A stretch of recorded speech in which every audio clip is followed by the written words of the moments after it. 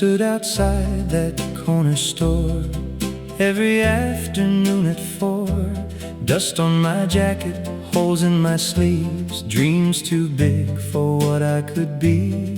She arrived in polished cars with boys who talked of country clubs.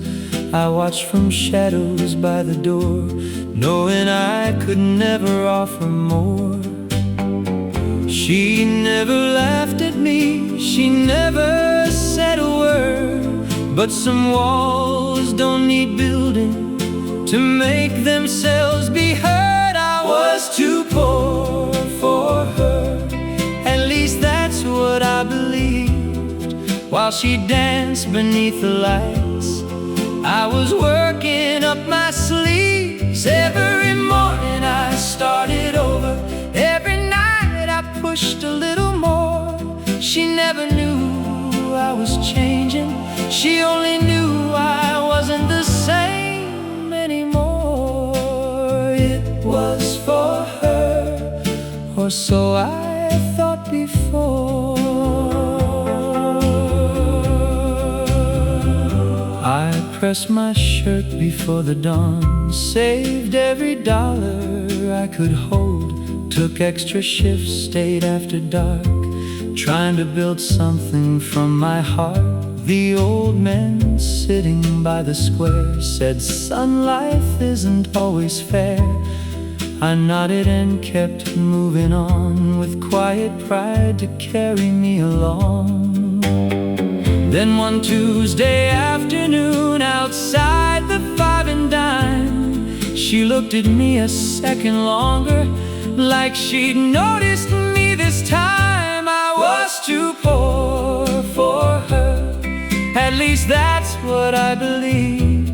So I kept climbing every mountain, no matter how steep. Every morning I started over, every night I worked a little more.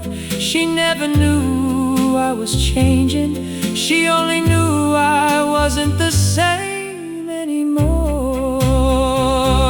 Maple Street dance, summer night, golden lanterns hanging high.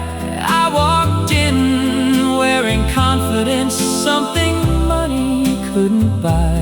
Across the room she smiled, and for a moment everything stood still. But by then I finally understood what I never knew I would. I was too poor for her, or maybe too poor for myself, because all those years I measured worth by somebody else's wealth. Every morning I started over, every night I became someone new.